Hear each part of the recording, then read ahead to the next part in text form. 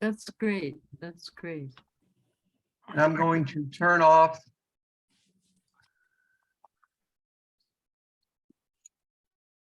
your sound. So you can unmute yourself, but right now you're all being muted. Well, welcome to the Jewish Islamic Dialogue Society tonight. We have a very special program. We don't normally send out invitations for programs the very next week. We like to plan in advance. So for example, we have a regularly scheduled program on November 20th, which is not this coming Sunday, but the next Sunday, where we're talking about Jewish values in theory and in practice. And after that, we have a program on Muslim values in theory and in practice. So we're going to compare and contrast and really get into, the extent to which we practice what we preach, or the extent to which we're hypocrites, and, figure out where the rubber meets the road. Today, we're having this special meeting because of what Montgomery County Council did last week in issuing a resolution on anti-Semitism, which was obviously very controversial. And we wanted to provide an opportunity, a town hall opportunity for people to, first of all, talk about the resolution itself and their reactions. And that is how we will begin. And then to talk about sort of broader issues. So the broader issues that we want to go into are, first of all, how profound a threat do you believe anti-Semitism is today? Are you especially concerned about the threats coming from one side of the political or ideological spectrum? Or are you equally concerned about threats coming from multiple sides? We will also ask you to talk about to what extent you see a connection between contemporary anti-Zionism and contemporary anti-Semitism. Are you concerned that anti-Zionist views are being chilled because of unfair accusations of anti-Semitism? Concerned that people are being branded as anti-Semites when in fact they're merely anti-Zionist? Or are you concerned that anti-Semitism is being excessively tolerated when expressed under the guise of anti-Zionism? And lastly, after we break for small groups, we will talk about whether you have any ideas about how the interfaith community or the society at large can combat anti-Semitism. So tonight should give us a chance to explore these topics, but also to practice some of the principles that this organization has been teaching about for roughly 14 years.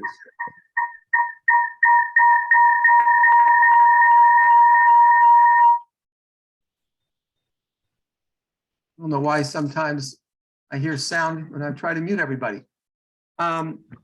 So for example, principle 1, really try to stop otherizing the other. Put aside the name calling, show some compassion for people to see things differently than you do. And maybe we can open our minds enough to learn from them. And not everybody is muted, so maybe I'm working on that. Oh, okay. Do you have somebody helping you out with host duties? I sure don't. But when I hear something, I will try to mute you. And right now, you all should be muted. So please don't unmute yourself yet. There'll be an opportunity to talk. Anyway, let me give you a synonym for that principle. Being intellectually stubborn is an oxymoron.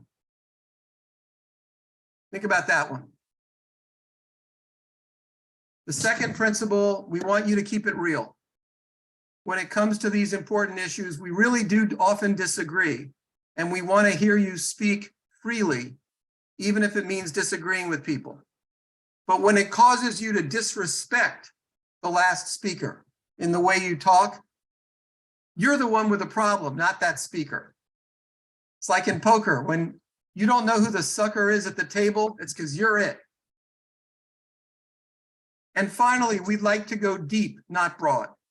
When we toured the Holocaust Museum, we didn't spend half the time talking about the Nakba. When we toured the Palestinian Museum, we didn't spend half the time talking about the Israeli narrative. And tonight, our focus is not equally on Islamophobia and anti-Semitism. It's on anti-Semitism. That's a topic worthy of its own. That's not to say we can't address other topics, including Islamophobia. And it's not to say that anti-Semitism is any more important than sexism or Islamophobia or racism. It doesn't matter. We don't rank forms of bigotry. They're all repugnant. But sometimes it's helpful to focus and to try to go deep rather than, just talk about one topic after another. So we would like to try to go deep tonight. So in a moment, I'm going to turn it over to a couple of speakers who I think have very different perspectives on the resolution.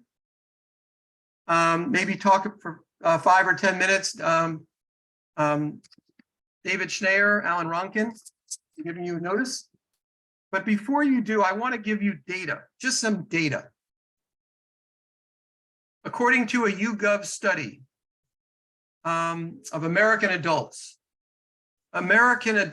perceive that there are literally about half as many Jews and half as many Muslims as there are Christians. So there are only twice as many Christians as there are Jews, when in fact, there are only 1% of Americans are Jewish, or excuse me, Muslim, and 2% of Americans are Jewish. Now, you can think about that number and then realize that according to the FBI hate crime statistics for 2019 and 2020, between 55 and 63% of hate crimes against a religious group were against Jews. In fact, that number of hate crimes represents 13% of all hate crimes in the United States, including targeting people because of their race, their gender, disability, you name it. And yet only 2% of America is Jewish. According to the Montgomery County, Maryland Police Department last year, Jews were the targets of 85% of religiously motivated bias incidents, even though Jews comprise only 1/10 of the county. According to the ADL, anti-Semitism in the United States reached an all-time high last year, increasing over the previous year by 1/3. Now, we've been seeing anti-Semitism flare up on different sides of the political spectrum and from different demographics. We've obviously seen it from white nationalists, such as what happened in Charlottesville, and we've seen it from prominent African-American celebrities. YouGov did another study in 2020 of how likely people were to believe long-standing anti-Semitic stereotypes, like Jews have too much power, or Jews are more loyal to Israel than America, or that Jewish stores should be boycotted, Jewish stores here, because of Israel. The results were interesting. More folks on the political right than the political left believed in those stereotypes. And across the political spectrum, more people of color believed in those stereotypes than white people. I'm not editorializing about what to make of any of this data. I'm just reporting on it. And before I finish, we have multiple representatives of AJC here. They did a study on general American public on anti-Semitism. 60% of the public in America said it was a problem. 85% said the statement, Israel has no right to exist, is anti-Semitic. And last but not least, 36% said they personally did not know anyone who is Jewish. Well, at least in this group, that would be 0%. All right, so Rev. David, I gather you have just a small amount of time this evening, so I'm committed to letting you go first, and then we'll hear from Alan Ronkin. This is Rabbi David from Am Kolel, and I guess Emeritus from Kehillah Kadasha. Please, David, floor is yours. Unmute yourself. Thank you, Dan, and others who convened this meeting this evening. I have a board meeting at 7:30, so I regret that I can't be with you longer. So I'm speaking because I initiated a letter of concern to the Washington Board of Rabbis. I'm a member of the Washington Board of Rabbis, and I received a communication from the Jewish Community Relations Council. This is early September, about this proposal that was being presented, this resolution to the Montgomery County Community Council. And I took a look. I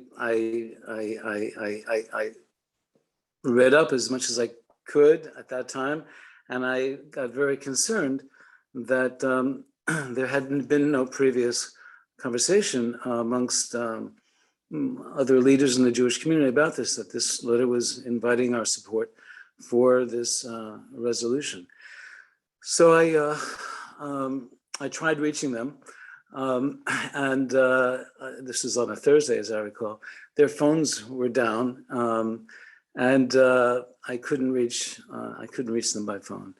And we wanted to get something out, before the Jewish Sabbath, before the Shabbat. And I say we because I also contacted a few colleagues, also members of the Washington Board of Rabbis, who I thought should be included in maybe trying to get some clarification about what was going on. And so the next day, I also wrote an emailed the Jewish Community Relations Council. But the time is getting late, and there was a letter that we put together to the Washington Board of Rabbis expressing our concern and inviting others from the Washington Board of Rabbis to also express their concern. The letter went out, and then sometime that afternoon, I forget what time it was, doesn't matter, it was getting close to the Shabbat, someone from the JCRC called me. So that's, so this letter went out, and there were a number of rabbis over the next few days who did sign this letter of concern that we plan to send to the Jewish Community Relations Council. And my time is, of course, very limited, and there's a lot more to discuss this evening, but I want you all to know that a number of us, there's some 20 rabbis who did sign a letter of concern, and I can read just a little bit to you from that. It's addressed to staff members there. As you know, several local rabbis sent out a letter this is already a couple of weeks ago. We sent the letter to them. I guess it was almost 2 weeks after we had initiated this call to the Washington Board of Rabbis, expressing our concern over the JCRC's request to support your efforts to ensure, and this is in quotes, to ensure that the Montgomery County Council approve a resolution to adopt the IRA definition of anti-Semitism. Many of us know that there is no unanimity on the use of this definition, and that the unity of our Jewish community and our relationships with other communities will be harmed by this unnecessary and divisive proposal by the JCRC, which is supported by, and the relationships maybe someone else can explain to me at some time, the Anti-Defamation League and the American Jewish Committee, because I had learned that it was that's where the IRA resolution, IRA definition emanated from, or those are the organizations primarily supporting it. And both organizations do incredible work fighting anti-Semitism, as we know. To date, more than 20 Washington area rabbis have signed a letter in opposition to this request by the local JCRC. Numerous Jewish organizations have also issued a statement in opposition. And I list some 10 organizations that also oppose this particular definition of anti-Semitism.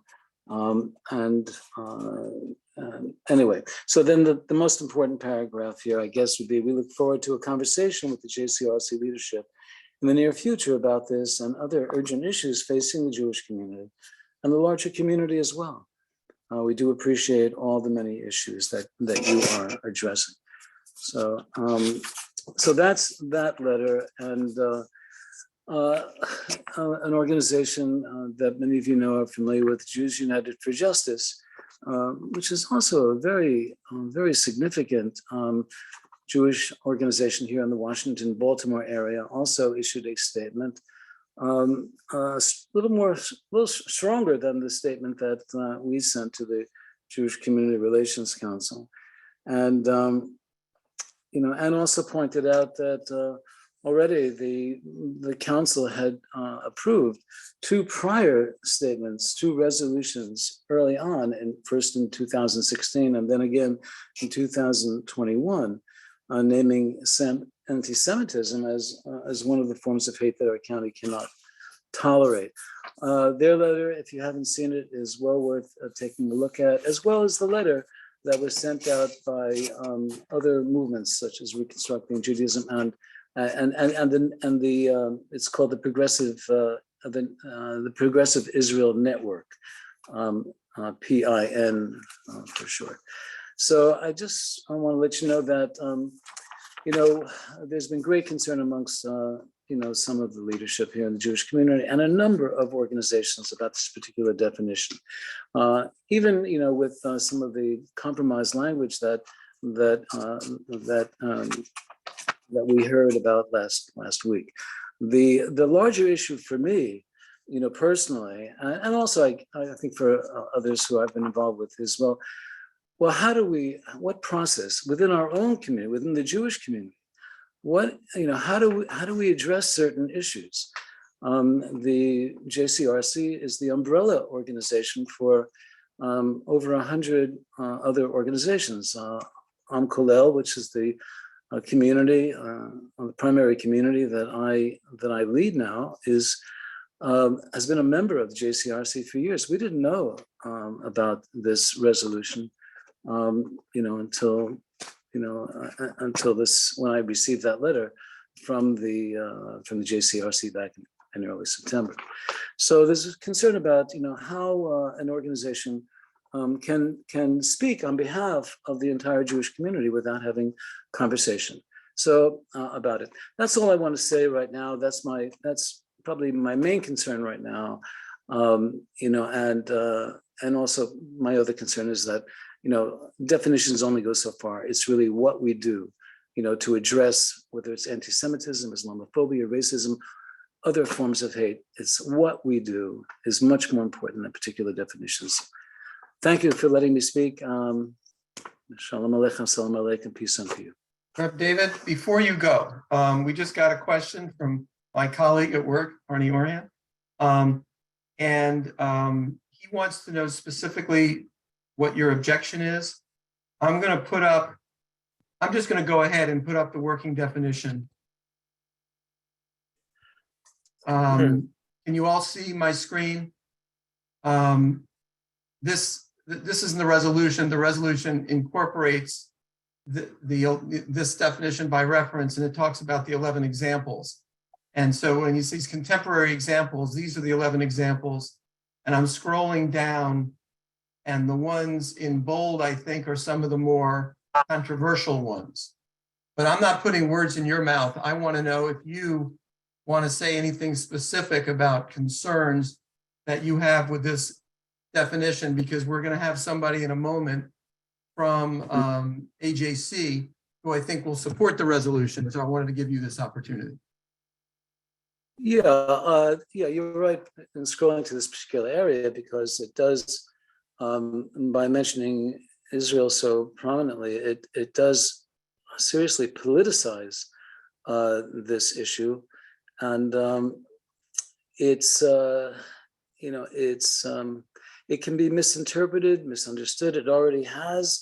We know that there are individuals who are criticized, for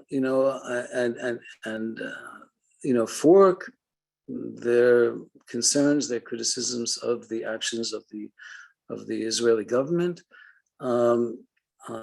That's, so there's a lack of clarity, I think, a lack of clarity. It can be, as I said, it has been misinterpreted. And as I learned, even the author of this document has problems The original author of this document, I forget his name, but there's a statement that I don't know exactly where it is right this minute, that he himself had problems with the use of this language. So what can I tell you? I'm not an expert in this. All I know is that how language can be used to in harmful ways. But again, the main thing is that that there hasn't been an open discussion about this within our community, within the Jewish community. So many of the organizations that are under the umbrella of the Jewish Community Relations Council, are in opposition to the original statement. I mean, there was a compromise statement, that of not making this I forget the phraseology, I wish I had it in front of me, legally binding kind of document. Maybe someone can pull it up. That's all very nice, but anyone who wants to go back to the original document, might see how it can be misused and how it can be interpreted as an impingement on freedom of expression. That's it. All right. Thank you. And thank you for making yourself available tonight. And again, we'll see you at JIDS a week from Sunday at 2:00. So I want to turn this over next to Alan Runkin. Alan is the regional director for our region, Washington, D.C., for the AJC, the American Jewish Committee. And I think Reb David mentioned the American Jewish Committee as one of the supporters of this resolution. And I wanted to give Alan a little time to talk next before turning it over to the rest of you. Thanks, Dan. And it's so nice to be here with everybody tonight. I see some familiar faces in the Zoom box. Gila, it's nice to see you. It's been a while. Andra, I see your picture. I don't see you. It's nice to see folks that we've had in it. Walter, good to see you as well. And if there's somebody I missed that I know that isn't an AJC person, I'll wave at you as well. And Parvez, oh, hey, Parvez Khan is there. Hi, good to see you as well. I think it's important, though, before I actually begin, to have a conversation on November 9th about anti-Semitism is very appropriate because tonight is the 84th anniversary of Kristallnacht, the Night of Broken Glass, where in what could only be construed as a nationwide pogrom, hundreds and hundreds of Jewish synagogues, institutions, shops, and Jewish people across Germany, Austria, and the Sudetenland were terrorized, burned, and destroyed. Subsequent to Kristallnacht, some 30,000 Jewish men were rounded up and shipped off to the concentration camps. It was the first time that Jews had been arrested en masse in Nazi Germany just because they were Jews at that level of scope. The Jews of November 1938, if you would ask them in November of 1937, if they could have imagined what would have happened just a year later, I can imagine many of them saying, well, things are pretty bad. There's bad stuff going on in Germany. There are anti-Jewish laws, but it's not terrible. We can deal with it. And a year later, we were here at Kristallnacht. So before we talk at all about anti-Semitism, before we talk at all about a resolution of Montgomery County Council or the IRA definition or other definitions of anti-Semitism, I think it's just appropriate to take a pause and remember what it is we're actually talking about here. Anti-Semitism, as Dan pointed out, is on the rise. It's on the rise in Montgomery County, it's on the rise across the United States, and it's on the rise across the world. And I think sometimes we have the predilection, I think it's true of all of us, of looking at anti-Semitism through binoculars. It only exists over there. It only exists on the other political tribe, right? It's not, oh, it's only the white supremacists, it's only the radical leftists. And often we don't take a look at anti-Semitism in a mirror and look at our own tribe, if you will, to see just what is going on within our own communities, how we talk to one another, what are the assumptions that people make about anti-Semitism. So this whole thing got started with Montgomery County Council because over the last 3 years, as the rise of anti-Semitism has begun to alarm all of us in the organized Jewish community, AJC has gone out to do a whole series of trainings on anti-Semitism for various institutions, churches, government officials, schools, press, media, you name it. We tried to talk to as many people as we possibly could to sound the alarm. And also to sensitize people to just what anti-Semitism is and what anti-Semitism isn't. And what we've learned is that people really just don't know. You know, you have to kind of keep your head on a swivel when it comes to anti-Semitism, because it can come from the hard right, it can come from the hard left, it comes from people who do it in the name of religion, and it also comes from people who are just purely ignorant, who believe in conspiracy theories, tropes, and legends about Jews. I mean, we know that anti-Semitism is one of the world's oldest hatreds. It goes back to the 3,000 years ago, 2,500 years ago, with the crucifixion of Jesus Christ, and who was responsible for that? The charge of deicide that dogged the Jewish community for thousands of years, down to this very day, when, as Dan, I think, mentioned earlier, conspiracy theories like Jews being accused of dual loyalties, or Jews, controlling the media, or the, you name it, we control it. And anti-Semitism, as you all know, is unique because it's the only hatred that both punches up and punches down. During the time of the war, World War II, Jews were considered to be both capitalists and communists at the same time, right? Whatever was convenient for the anti-Semite, that's what the Jew was.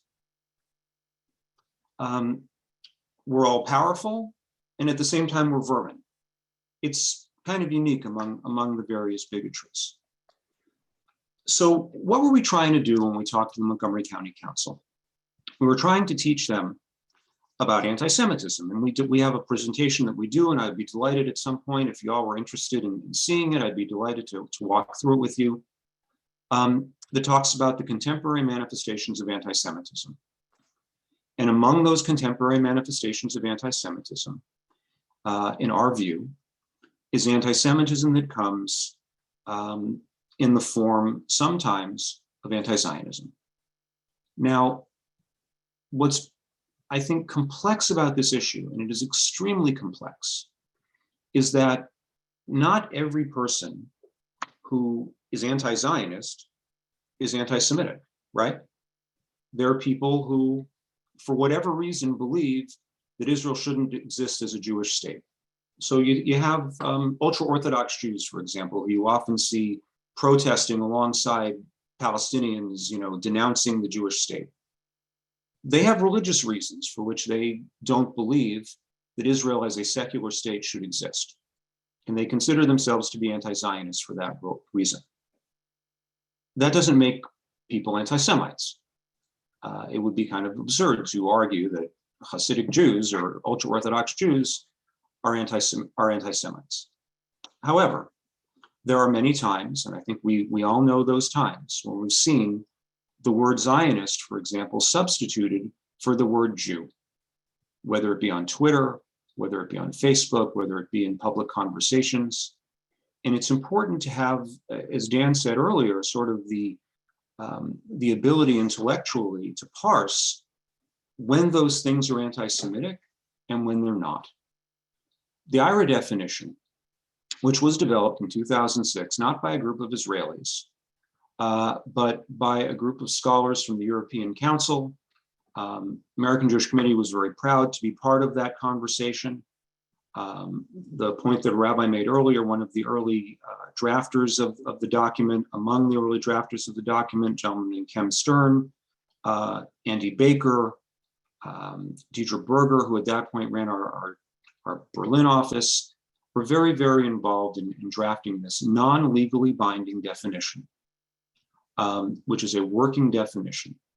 To date, 37 countries around the world, numerous, over 800 different private and public institutions, government institutions, everything from Stanford University to the English Premier League to Lufthansa Airlines, and I could go on and on and on, have adopted the IRA definition as the gold standard of how to determine what constitutes an anti-Semitic act and when speech crosses the line. And the debate, and I'll sort of make the case against IRA for a minute, just so that I can kind of share with you what I think all the big hullabaloo is about. Some people believe that it violates First Amendment protections of free speech. Others believe it's intended to stifle criticism of Israel. And some believe even that it's somehow a partisan measure intended to attack political opposition. None of these things are true. They're just simply not true. We worked really hard with Montgomery County because there were a lot of folks who expressed concerns about these various issues. To be very clear in the resolution, that in the spirit of IRA, which by the way stands for the International Holocaust Remembrance Alliance, using an abbreviation people don't necessarily recognize, that in fact nothing in the declaration and the resolution shall be construed to limit anyone's right to free speech. It's not a legally binding document. No one's ever going to be arrested because of something they say. It's just not how it works. In black and white letters in the IRA definition, it says that criticism of Israel and Israeli policy that would be leveled against any other democracy cannot be, and I'll just repeat it, cannot be construed as anti-Semitic.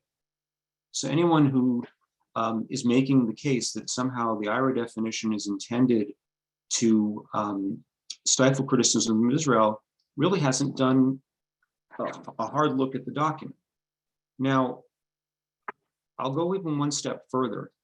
You know, the IRA definition has been around now for since 2006 in its current form for a while. It's been adopted by the Bush, Obama, Trump, and Biden administrations, all of these countries.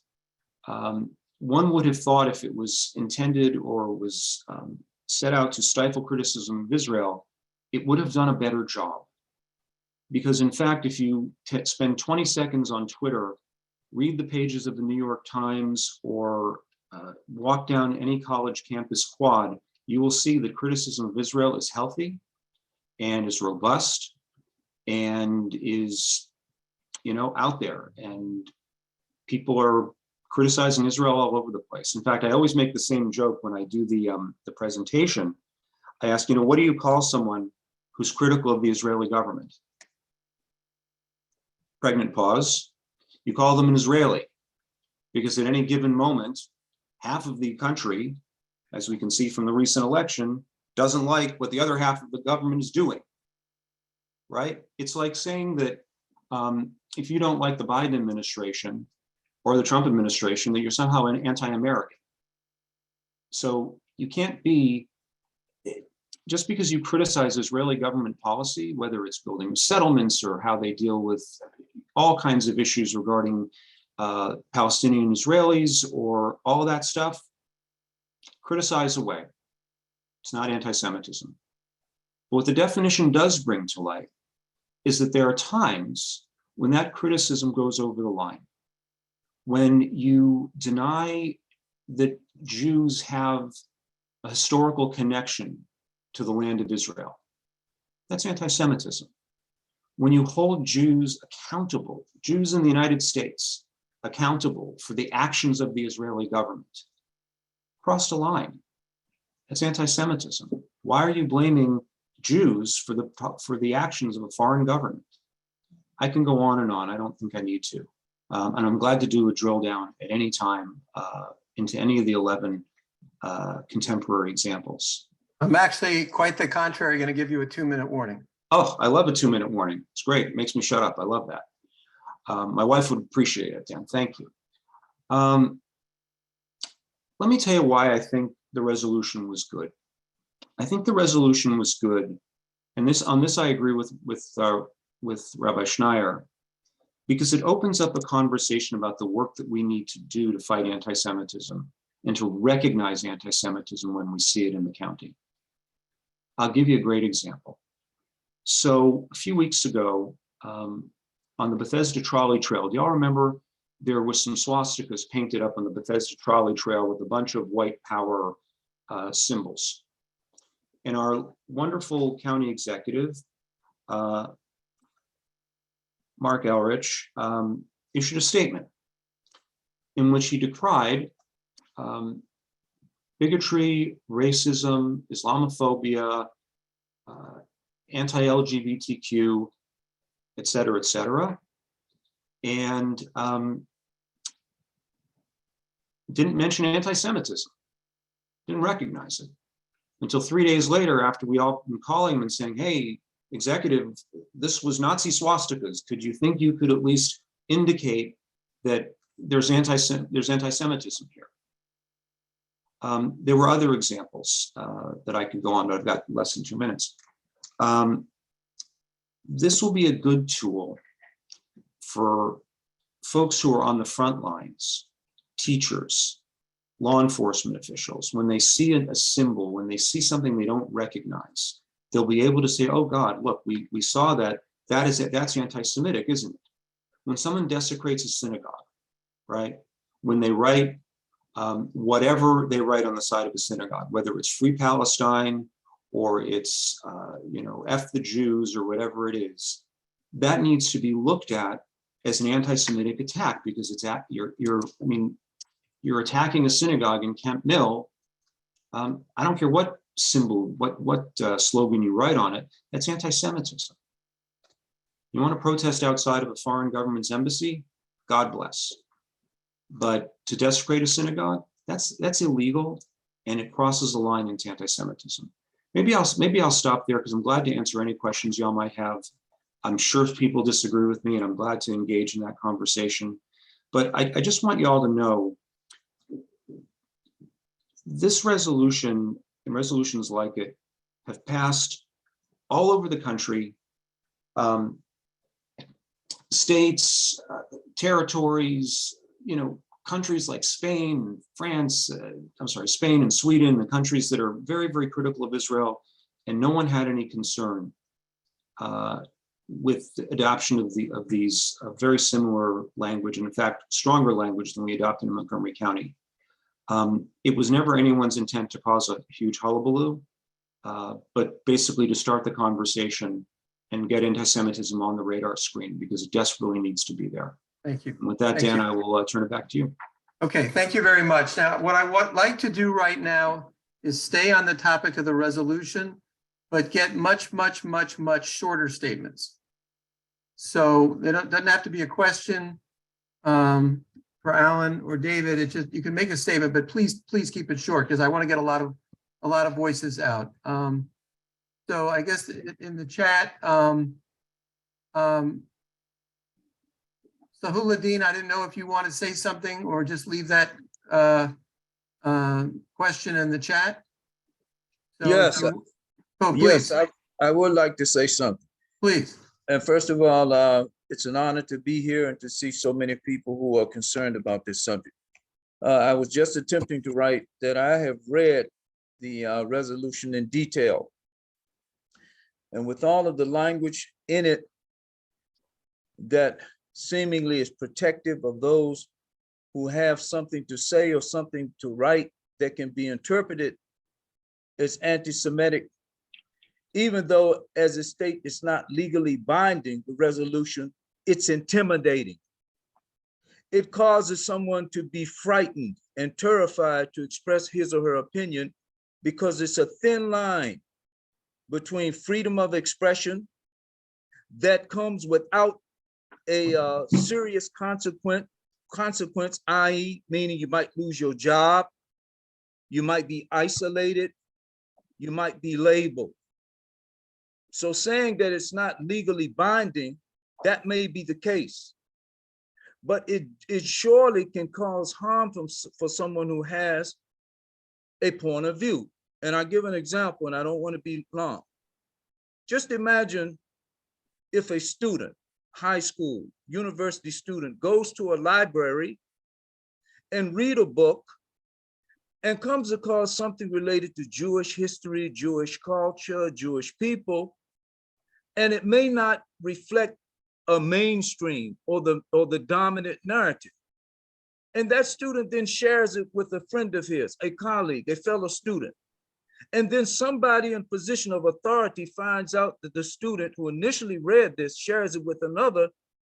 That student could find himself in hot water simply for sharing something, as we see in a contemporary case going on, which I believe all of you are familiar with. So I think trying to cushion the resolution, the anti-Semitism in a language or in a scene of it's kind of innocent, innocuous, I think that's false. And I think it's misleading, and that we need to clean that up. Okay, thank you very much.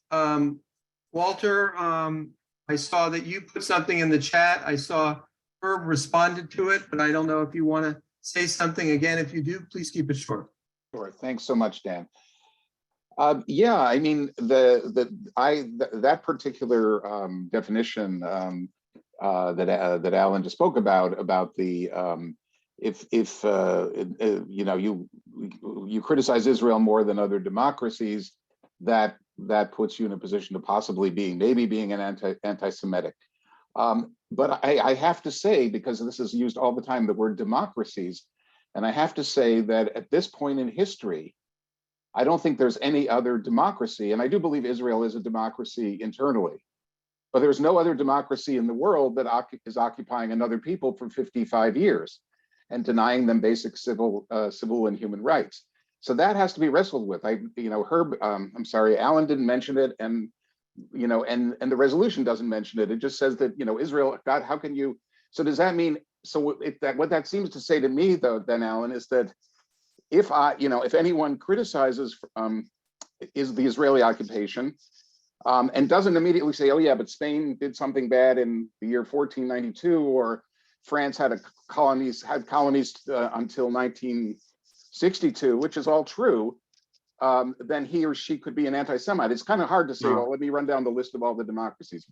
Walter, so that's I'm supposed to let it flow, but I just say, no, that person is criticize the occupation all they want. It's not anti-Semitic. It's legitimate to criticize Israeli policy, period, end of statement. And it's not anti-Semitic. It's anti-Semitic when they go on to say that Jews have no rights to the land of Israel. Jews have no connection historically to the land of Israel. Jews, are Nazis and are, rounding up people and treating them, and burning them in concentration camps. That's when it crosses the line. To criticize the occupation, look, I criticize the occupation all the time.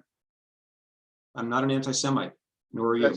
That's fine. And I'll just finish with this, Alan, that you and I can sort of do it. But as you and I can say, oh yeah, we criticize the occupation all the time, and we love Israel, and everybody knows that because we're obviously Jewish.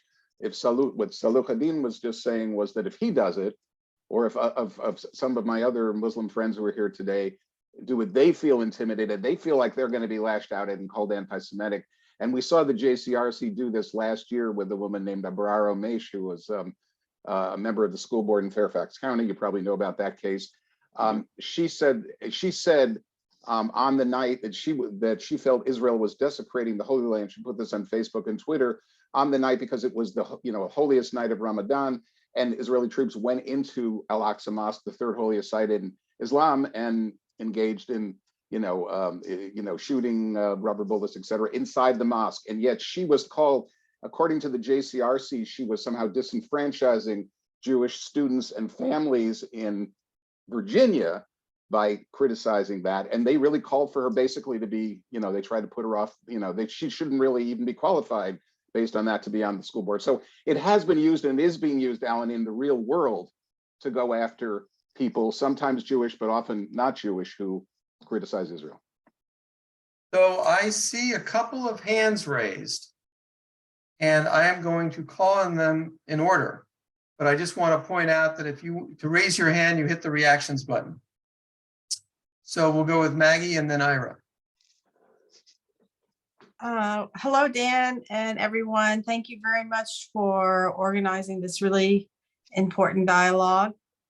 And I guess Walter has said what I was going to say when I raised my hand, which is basically, if you're a politician, even a 26-year-old school board member representing Fairfax County School Board that has a large Muslim student population, you're going to be attacked. That's the reality. Okay, I mean, maybe she was 26 when she was elected, maybe she was 27 when this happened, I don't know. The point is she was very young. And she was attacked really heavily by the Jewish community. And, as a Muslim person, it was really heartbreaking. In fact, she didn't say anything that all of my Muslim friends were thinking. We were so sad about what happened and heartbroken. And she was just expressing what we were feeling.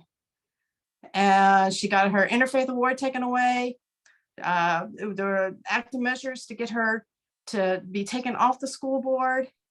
So the point's already been made. Of course, we know this has happened to Congress people. Maybe they should know better, but they do it once, they don't do it again. And my hats off to the Jewish community. You guys are so well organized, and the Muslim community has a lot to learn from you all. We don't even have a good word.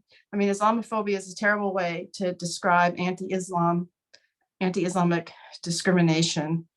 And I know that's not the topic tonight, but my question really is given that these possibilities are real, and that even though it's not legally binding, that people do lose, can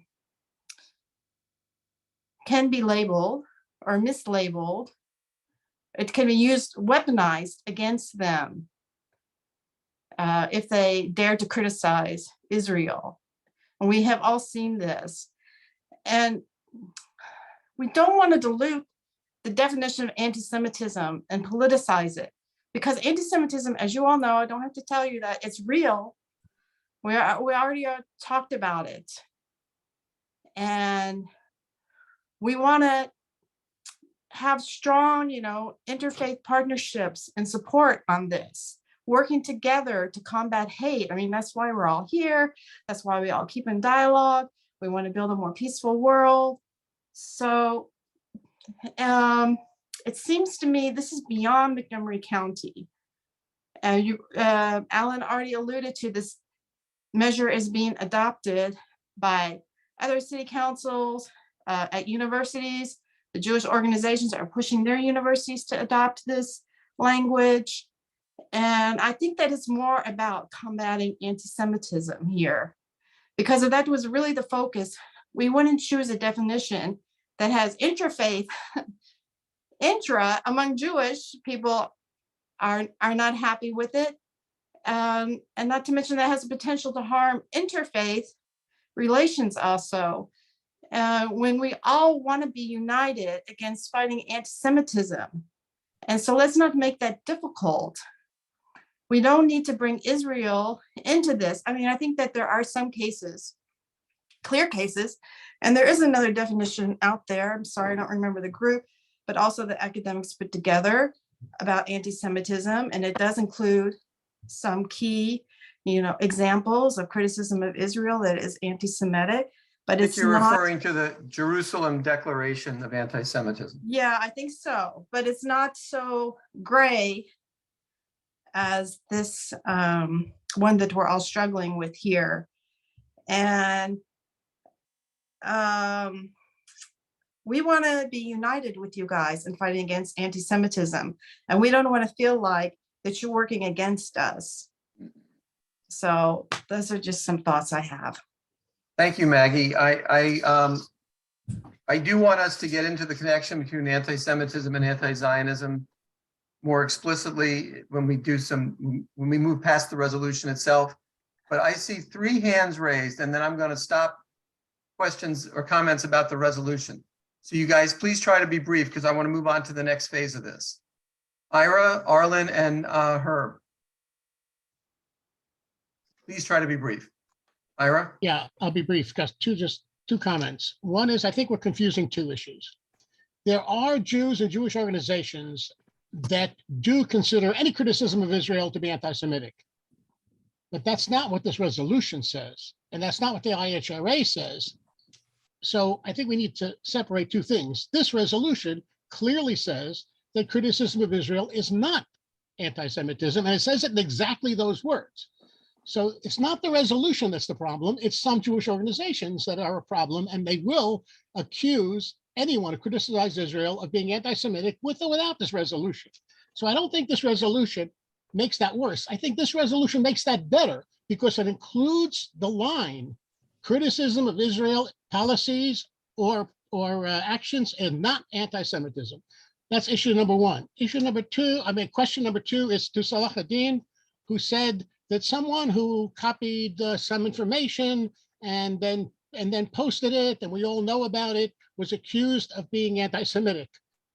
Who? What are you talking about? Because I don't think he was talking about the young woman from Virginia. Okay. Arlen or John, you're together. Yes, I'll. I was just making just a brief observation that free speech issues are extraordinarily difficult, especially these days.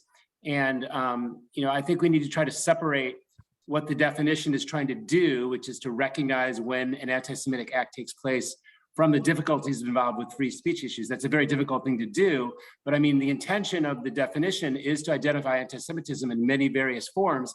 And from the perspective of my perspective, at least, from the perspective of the majority of, I believe, of the Jewish community that supports the definition, there are times when anti-Zionism can become anti-Semitism. For instance, if you're a student who wants a recommendation from a professor to go study abroad in Israel, the professor says, sorry, I'm against Israeli policies, I will not write you that recommendation. If you're someone that wants to join a progressive organization for abortion rights or gun control or climate change, and you're told you can join this organization, but not unless you denounce the right of Israel to exist and denounce Zionism, because otherwise you're not a true progressive. So, I mean, there are ways that anti-Zionism can become anti-Semitism, and this definition is merely trying to identify those ways. Doesn't mean we're not duty-bound to grapple honestly and respectfully with free speech issues, but I don't think he threw out the whole definition, because otherwise, how many other things would he throw out in our society? Free speech issues and problems with it are rampant in our society today. Thank you, John. Herb, your last word on the resolution before we get into some broader issues. My comment may be more of a segue comment anyway. Okay. There's unquestionably campuses in the United States that are not allowing Jewish students or students, period, to speak positively about Israel, not making it outlawing organizations that speak with a Zionist perspective. That is anti-Semitism. Certainly, I happen to be a person that has problems with much of what Israel does. But to not allow a conversation that brings the Zionist perspective to the table is anti-Semitism. So let me try to share my screen again. And I want to focus on these 2 questions. I mean, you can address either one in your comments? Anybody? You know, there's a third question that we'll get to after the, you know, small groups. But just take a look at this for a second, and then, and I sent all these in advance, but I'd like you to address one or the other. And please, please hit reactions and raise your hand so I can call on you in order. Because we've already heard a lot of information, for example, about the connection between anti-Semitism and anti-Zionism. And that is obviously what's caused a lot of reactions to this resolution and some defenses for this resolution. So I know you all have opinions about this. Don't make me state mine. Dan, can you post them again so we can see them? I sure can. Thank you.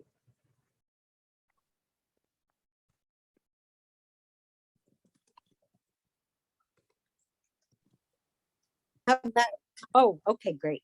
Thank you.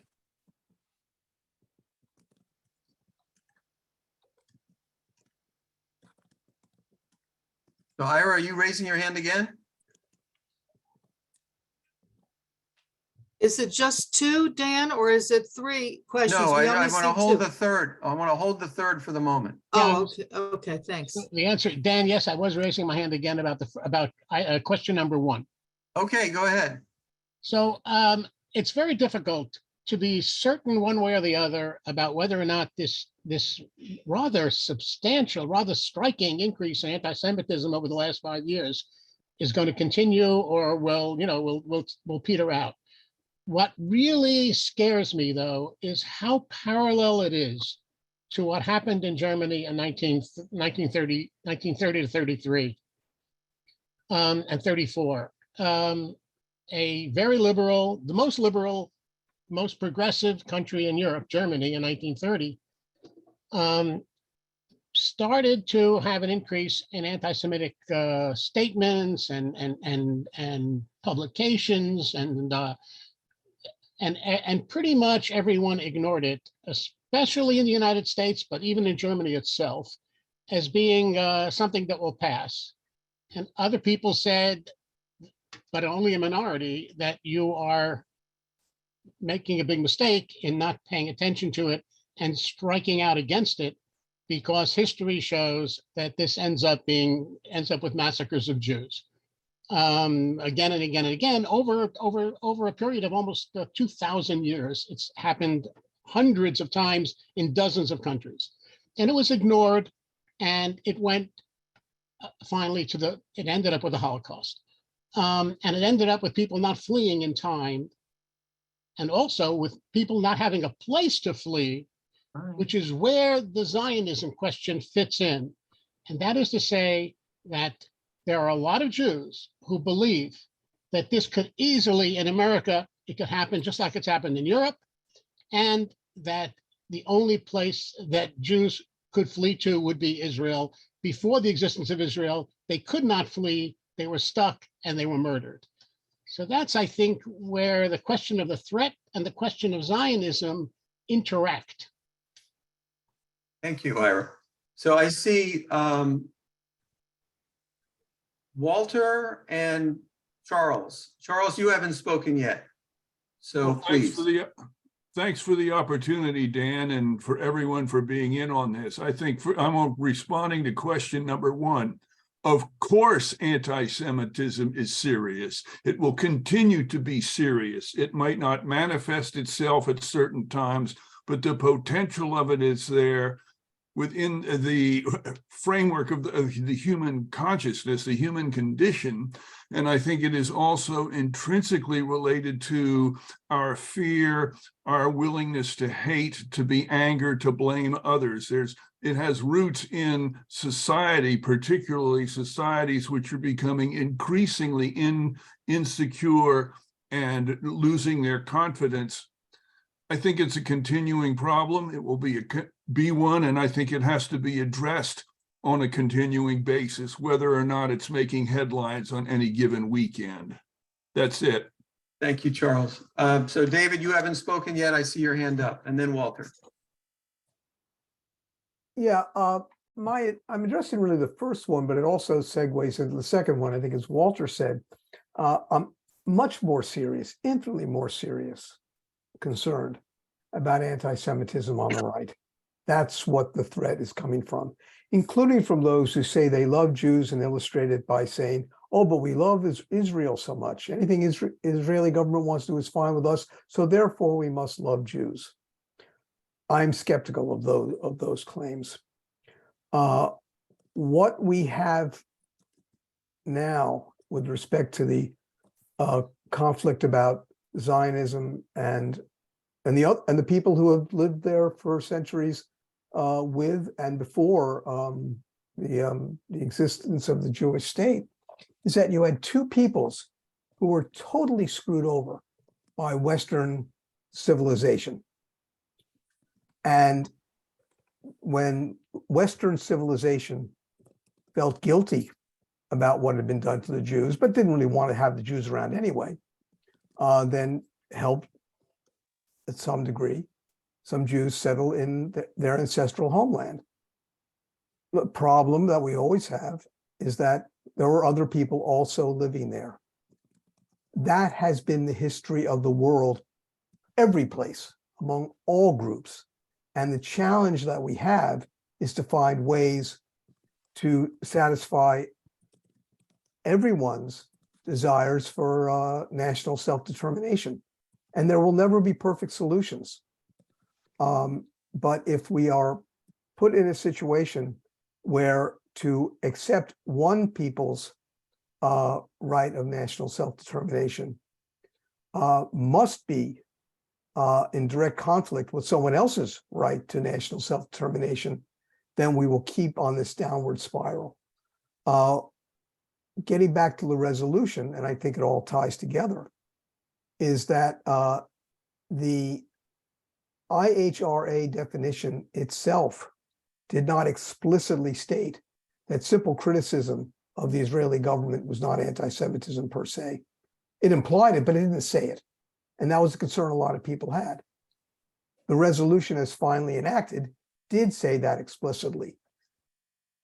What the resolution, there are other potential problems with the resolution, but the problem is how we then go forward and try to reconcile what seem to be conflicting interests, but are really not different from conflicting interests of peoples all over the world. And that's what we have to find a way to resolve. Thank you. Walter, and then Stogie/Steve. Walter? Thanks, Dan, for taking me again. How profound a threat do I believe anti-Semitism is today in America? I think it's a very strong threat, and I would not downplay it in any way. And I would just take everyone here on the call, go back to Pittsburgh, Tree of Life, and waking up that morning and hearing that 13 Jews had been shot dead at prayer, and the horror of that. And I remember my feeling was, oh my God, for the first time in my life, I don't feel safe as a Jew in America. And I was sitting there with that sense of existential dread until I saw on TV that there were Muslims outside of the synagogue who were standing up for the Jews. But the other thing that hit me was, yes, I don't feel safe as a Jew in America right now with what's going on with this rise of this hateful movement, which has perpetrated atrocities against Jews and threatened to do it again. But they've also done the same thing to Muslims, to African Americans, to Hispanics, where there have been actual shootings similar to the Tree of Life, and to gay people. So to just take anti-Semitism and say our pain somehow, or to imply that our pain is worse than others, that our danger is worse than others, I think tends to cause the kind of, instead of addressing anti-Semitism and ameliorating anti-Semitism, it pushes others away and makes others feel that we're saying that our pain is worse than everyone else. Thanks. Steve? Yeah. Hey, Dan. How you doing, buddy? I'm doing pretty well. Well, first off, I think it's a huge problem that we have today with anti-Semitism. And I disagree with David. I don't think the big problem is the right. I think it's from the left. And what I mean is when we look at college institutions today, that's where some of the biggest rise of anti-Semitism is taking place as we speak. And if we looked at other countries, Iran, they got overthrown originally because of the students, and they're the ones who will have the most impact. It's not necessarily a foreign government that will try and interfere, but the ones with the biggest impact will be in the universities and the young college students. And therefore, I'm very concerned about the ideology coming from the left of seeing pro-Israeli speakers banned. That turns into anti-Semitism. It may not be the exact example, but it leads to it. I'm a little bit hardcore. I think Jews should be armed. I think with the new Supreme Court rulings that it's fairly easy now to get concealed carry. And I think that Jews need to protect themselves, and it's not a matter of if another Hitler type thing will happen. I think it's more a matter of when. All right, so it's now 8:09, and what I would like to do is, first of all, point out that nobody addressed the second question. And so maybe that would be a great set of questions for you all to consider in the breakout sessions. So Morning. all right, so let's get started again. And I hope that you all can hear me. I just want to throw out one thing that sort of came up in our group. One of the concerns, I think, whether you're talking about the first set of questions or the second, in other words, whether you're concerned about the threats coming from one side or the other, or, you know, is that so many people seem to be concerned about one side of this equation and not the other. And if that's true, then people are half asleep all the time when it comes to anti-Semitism.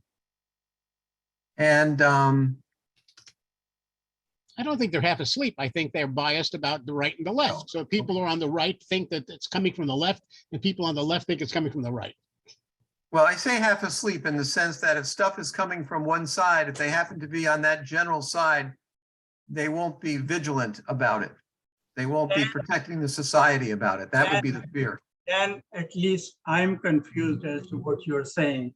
Can you explain what you're trying to say? Sure, Sabir, it's good to see you again, brother. So we had, and I can put this up.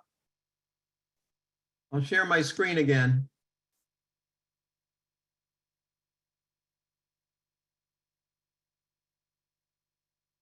So we were looking at these first two sets of questions.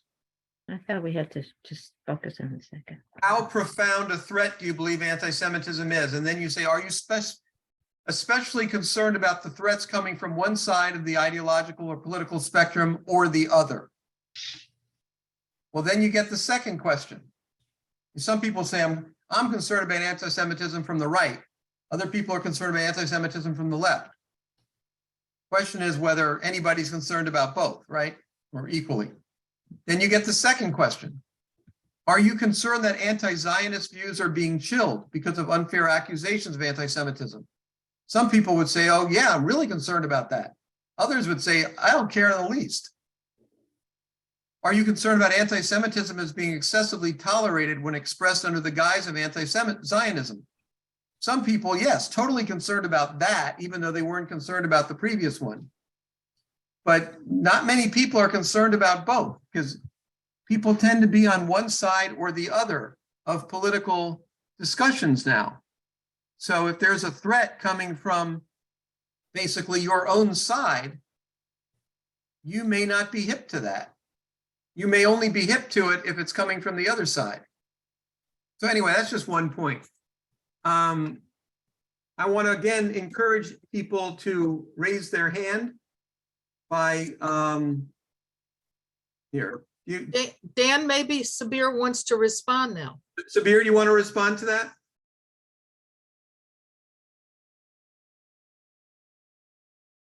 Or why don't you think about that? Ava and Ramon has. I'm still confused. I'm still confused. You're still confused. What Okay. I'm trying to say that what does it matter who is responsible? Anti-Semitism is bad no matter who is responsible. If you think that by identifying who is, if it is right or left, you can solve the problem, then I think you are mistaken. The idea is, number one, you bring in the idea of anti-Zionism. What is Zionism? You might have an idea about Zionism in your mind. Does everybody have the same idea?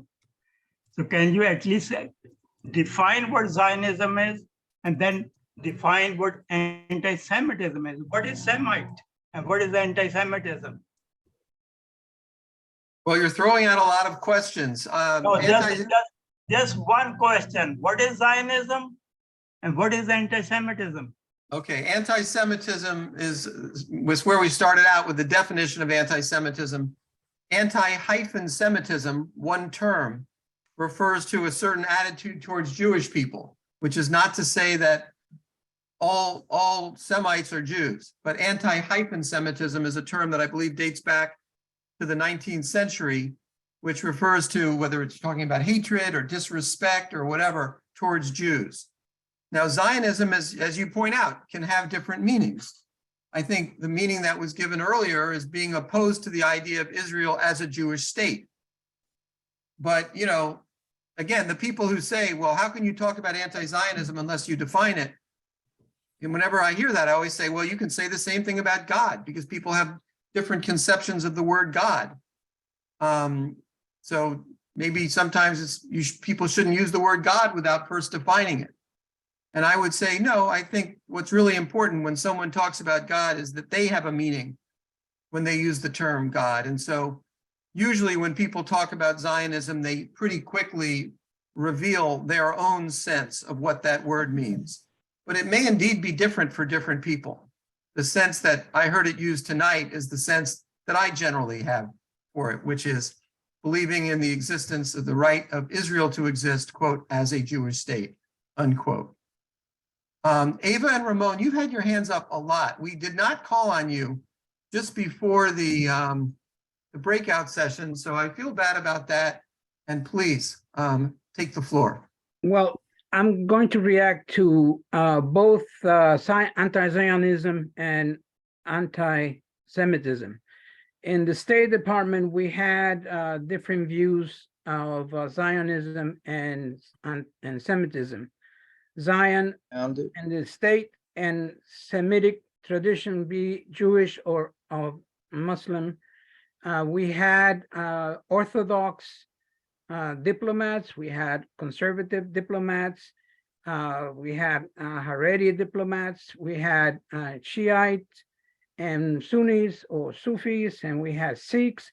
And when we talked about anti-Zionism or anti-Semitism, you have to come from the perspective of what religious tradition do you follow and how do you react to the policy of the state or the policy of a county or the policies of a state.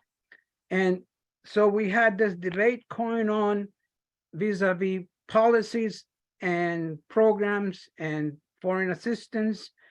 And sometimes we had the taunt policy that when we wanted to implement a policy to prevent hate and wars or terrorism, the Shiites will react certain ways, the Sunnis will react another way, the IDF Orthodox or the Reformed Jews will react certain ways. And it was a very important definition that we had to adhere to what is a Semitic nationality, be it Arab or Jewish, and we had to be aware of the importance of one state solution, one Zion, or two-state solutions that included Gaza and Palestinians. So that was my reaction, that we saw this type of accusations in the State Department, that we had to be tolerant both to Arabs and Jews, and as well as other minorities that resided in the Middle East. So when we had this policy of anti-Semitism, anti-Zionism, you had to identify what is the purpose of the foreign assistance granted, be military assistance or security assistance. Thank you.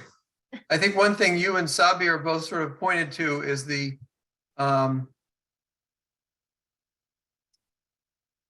noteworthiness of the fact that the term Semite State Department has identified. refers to Jews and Arabs. Yes. The term, quote, anti-Semitism refers to Jews. And it's that dichotomy is not lost on a lot of people, but that's the lexicon. But so the terms that JIDs that we tend to use is anti-Semitism and Islamophobia, referring to anti-Jewish and anti-Islamic, respectively. I see some hands raised. David.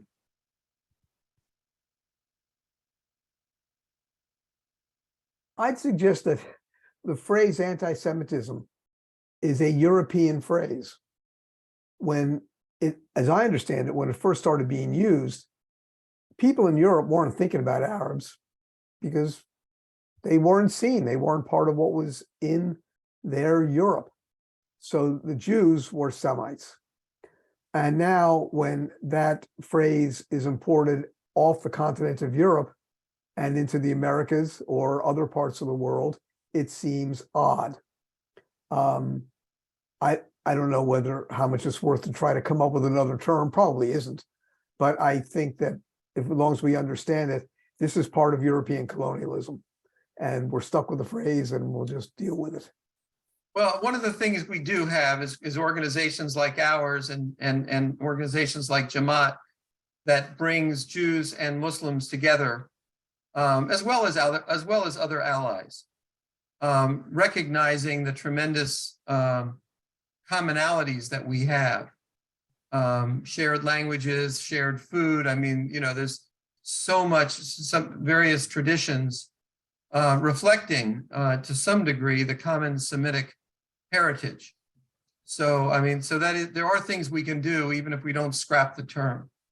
Can anybody sort of take on maybe the hardest question we've asked all night, which we put up on the screen before?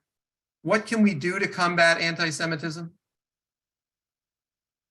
I mean, surely there's something we can do to be constructive here. I realize that this has been around for, I think it's been pointed out by Alan, thousands of years. So solving it tomorrow is not going to be easy. But what do you think we can do to do our part to reduce this scourge on our society and in our world? But bonus points for anyone who will take that on. In the meantime, if anybody wants to share any comments, or Alan, if you've been. Andra has her hand Oh, up. Andra, I don't see anybody in the Well, she has it up only in the real I hand. have a real hand up. Real hand, well, that doesn't count. Go ahead, Andrea. That's unusual. Okay, so one of the things in my group that we talked about, Dan, was what was going on in college campuses. So as you know, I'm more of an action kind of person, and I really appreciate that last question, which is the where the rubber meets the road, so to speak. What can we do about this? Well, one thing, and this is not the be all and the end all, but one thing I think would be very helpful is get on campus and to be able to work with what's going on in campus, because it's evidently getting to be rather extreme. Judith Lelchuk shared with us that at the university that she went to, I think it was UCLA, used to be very progressive, and now they are not permitting Zionists and Zionist organizations to even have, to be able to be invited to speak there. So it's becoming very bigoted in that way, just because they're Jewish, evidently. So Wait it a seems minute. What do you mean just because they're Jewish? that's what Judith said. I don't know that that's the situation, but let me move on to what I'm going to say, Dan. So it may be that we could work with the various disciplines of the different courses that are offered at university. For instance, peace studies, this study, that study, whatever it is, the courses. And what we can do is even contact maybe the professors and work cooperatively with these professors to see if they could give extra credit, to these university students if they attend some of the symposiums that we might be able to do, because they want to get extra credit. They might want to write reports and present them to their professors or do presentations for their respective students. And we may be able to get them in the door. And while they're there, we can edify them. We can educate them a little bit more about what's going on. So that's just one thing I think that we might be able to do. And Herb has his hand up. Before Herb, though, Andrea, could you explain again, to be more specific? The problem with these universities, in your view, are that they're not allowing pro-Israel speakers? I mean, what exactly is it? Hold on, let me finish. What exactly is it that you're saying is sort of wrong with these universities, and how can we fill that need? All right, there are protests, I understand. I'm not really that schooled in this, Dan, I must tell you. Okay. But from what I've heard, there are protests that are going on that are very bigoted against Jews. It's very divisive in the university. And again, you have the same kind of situation where they're mixing up anti-Zionism with anti-Semitism and anger with the Palestinian situation and the occupation. And so all of that is complicated. And so if there's a way that we can have a symposium to divide it up so that these young people can be clear of what the reality is, that maybe these anti-Semitic protests that are actually rising would stop, because we don't want to graduate young people from universities to continue to be bigoted against Jews, nor should they be bigoted against Muslims or any religion, as a matter of fact. So that we just have to stop it before it gets where they go out into the world, become adults, and it just trickles down into everything else that they do when they're living. Thank you. So I see a few hands raised. I just want to say, it sounds like you're not just talking about the connection between anti-Zionism and anti-Semitism. You're talking about the connection between philo-Zionism and philo-Semitism. What do you mean by philo? People who love Jews, people who love Israel. I mean, you're talking about that connection too. So we've heard, I think everybody who's raised their hands has been heard from before, except for Randy and Terry. So why don't we start with Randy and Terry, and then we'll go on to Herb, And I think Charles, and Walter. Judith also, I think, hasn't been heard. Oh, okay, and Judith. Good, thank you, Walter. I don't see her hand up. Randy, then Terry, then Judith. Thank you, Dan. Thanks all of you for inviting us and accommodating us in this important discussion. I just put up my hand for two reasons. One is to second what Andrea said about the issue on campuses, which is widespread. We just had some ugly incidents over the Jewish holidays right here at George Washington University, and on the cancellation issue at at Berkeley Law School, no less. Right. 14 organizations in the law school have agreed to adopt a plank in their charter that said no speaker who endorses Zionism may participate in their organizations, may speak at their organizations. The Berkeley Law School dean said, I'm sorry to see that because that would include me and it would include the President of the United States. They said that when there were 9 organizations that had signed up, now there were 14. We got a problem. But more important, I wanted to just offer in response to Dan's key question about what we can do. I'm going to put in the chat a link to a document that I invite you to look at from AJC, and I'm here with Alan as part of the lay, in my case, lay leadership, along with some other colleagues here of Washington Region AJC.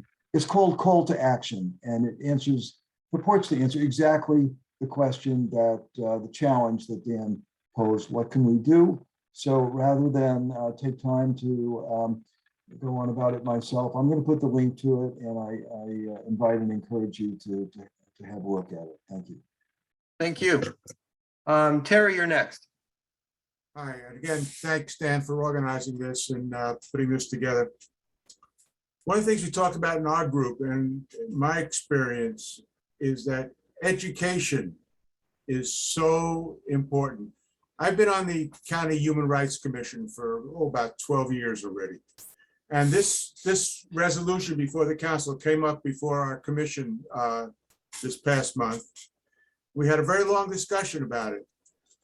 And many of our members, particularly members of the African-American community, had no concept of what anti-Semitism is. And they needed several of us to try to make that explanation. So what we had recommended was that we have these countywide sessions, either on Zoom or live, to educate people about the dangers of anti-Semitism. And that's something that religious communities could get on board with, provide resources. We just need people to go out and have people presenting different views. There are different views about Zionism and anti-Semitism. I have my own views. There are others that have different views. But people have to understand it. And until they understand what anti-Semitism is, they're going to have these varying ideas and concepts that have no relation to reality. Thank you. Judith. Thank you. I guess it was Randy who clarified, because yeah, I was a Berkeley graduate and I was talking about the law school. And he's right. What happened in the law school was that they banned speakers who were Zionist speakers, pro-Zionism, from speaking at all. Unfortunately, that comes on top of last year where they kicked one of the women who was on one of the councils off because she was Jewish. So there becomes a connection. But I think absolutely what the best thing we can do is if we did what we did in the, late 60s, early 70s, when we had days of, anti-war speakers who could have days of anti-hatred speakers. It isn't just against Zionism, it isn't just against Islam, but when you have everything, all different topics. And recently at P&P, they've had a lot of people who've talked about the Black-Jewish connection, so there could be a lot of speakers about why those two people, why Blacks and Jews got together during the war, how in the Second World War it was Black organizations and Jewish organizations who recognized the first events about the campus. So I think education, having education on campus, because campus is for people in the future. That's our future. So I just think it's important. That's one action that we can take. Thank you. Developing a program. I'd like to move this away from the ethereal and down to the gut. We are human beings.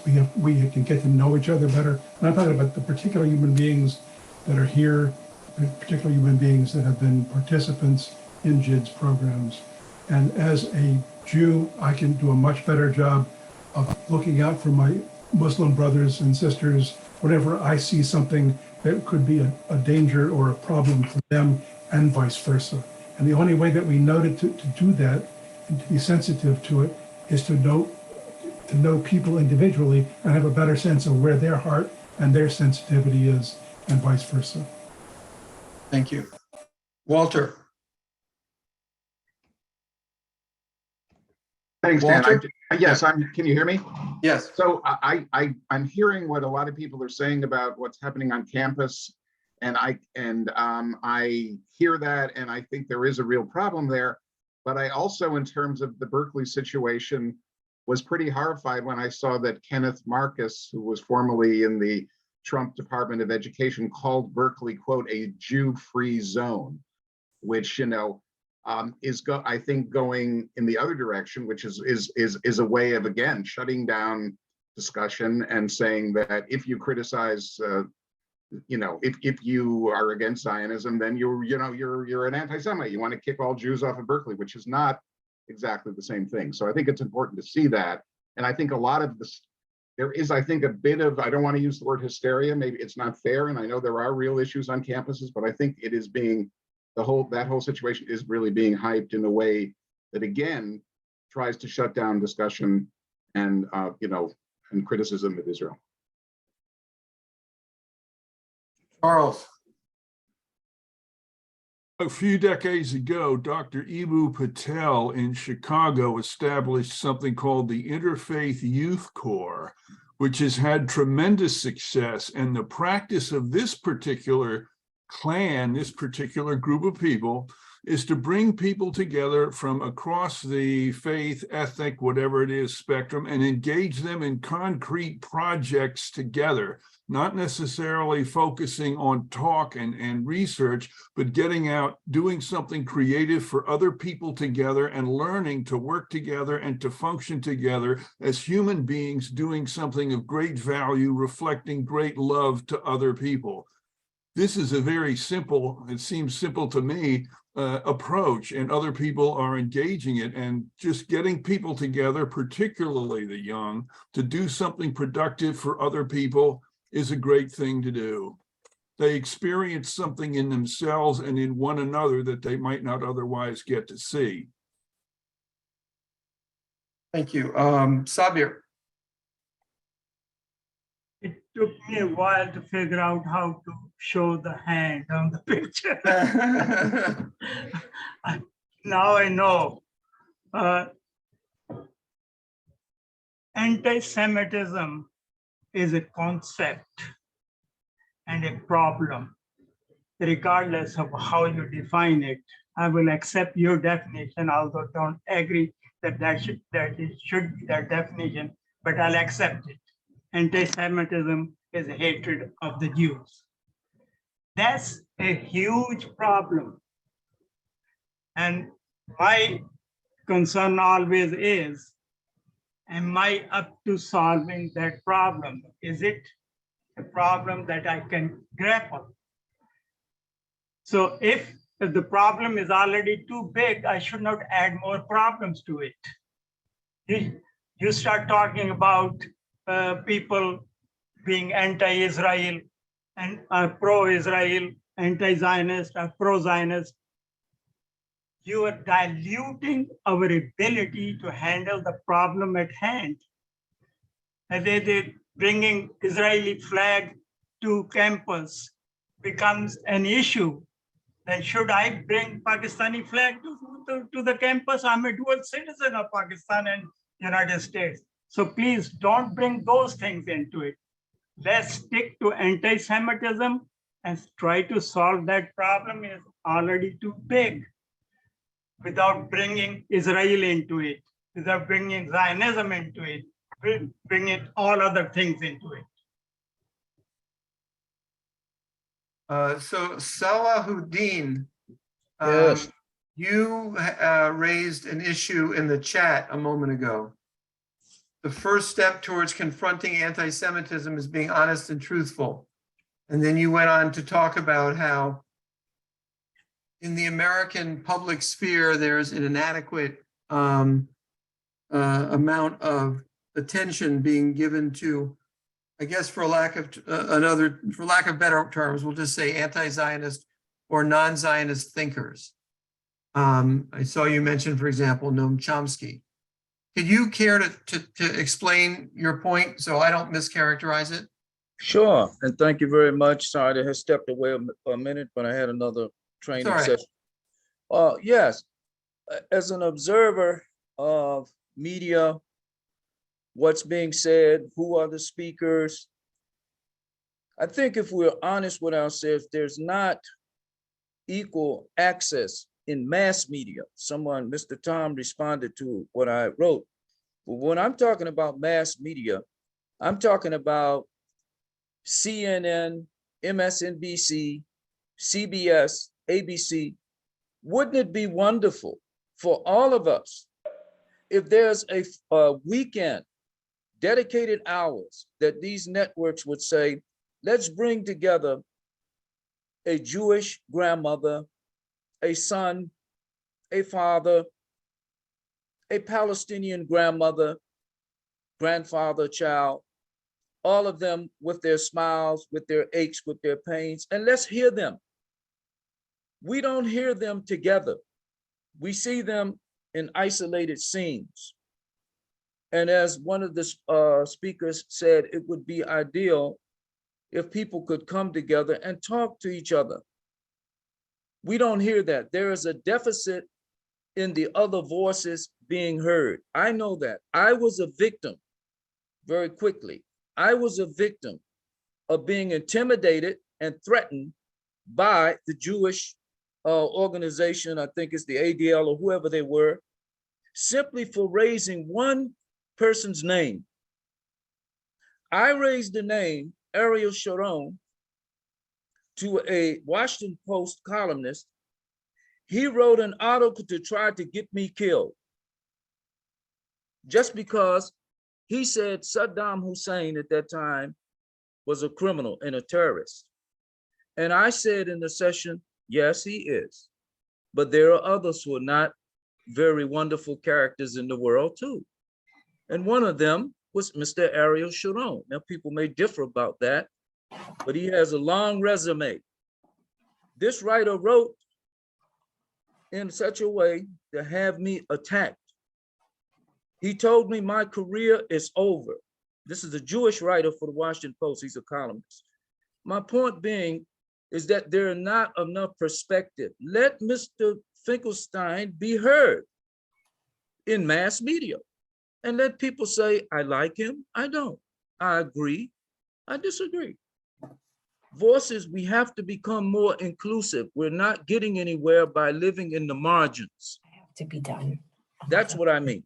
Got it. No, that's a very important point. And I think you're also calling implicitly another issue, which is we all talk about how criticism is a good thing and we should all be allowed to criticize. But when the rubber meets the road, people are often being critical with very strong terms. So the word apartheid is used a lot. The word terrorist, as you pointed out, is used a lot. And it's when people use terms that have such rhetorical power that other people who champion criticism in the abstract become very defensive and negative in practice. So one of the things I think we all need to think about is how constructive is it to use terms that are associated with, such passions. And that's, you have, like, for example, and getting back to anti-Zionism, you have the debate between Bernie Sanders and AOC about the word apartheid. One uses it, one does not with respect to Israel, and yet both are considered allies. So the terms we use are very important. Alan, I don't know if you're still here. Are you still around? Oh yeah, I haven't gone anywhere. Okay, I wanted to give you the last word since you were gracious enough to come to this organization and defend a resolution that has caused a lot of Sturm und Drang among the group. So just, you want to take a minute or two and then we'll call it a day. Well, thanks, Dan. I appreciate the opportunity, and thank you all for, I think, what was a very important conversation this evening. Nobody's going to walk away. Everybody, people are going to walk away, I hope, feeling like they learned a little bit more about each other, where we are, what we're thinking, and having an opportunity to do some active listening. And I've been very happy to do a lot of listening over the last 35 to 40 minutes and paying a lot of attention to what y'all are saying. And I just want to thank you for the opportunity, for being here, and hopefully I have an opportunity to talk with you all again. Okay, and I want to tell you all that the next JIZ conversation is Sunday, November 20th at 2 o'clock via Zoom. And we will start, this is the beginning of our series comparing our values in theory and in practice, which is sort of a natural follow-up on this conversation. So to RSVP to that, just send it to the same address, jiz.washington@gmail.com. And I want to thank you all for being with us tonight. I hope you found it enlightening. We certainly loved having you. Shalom, salam. Thank you so much, Dan. It was really excellent. Thank you. Take care, everybody. Namaste. Thank you. You. Pass. You. Dan, are you still there?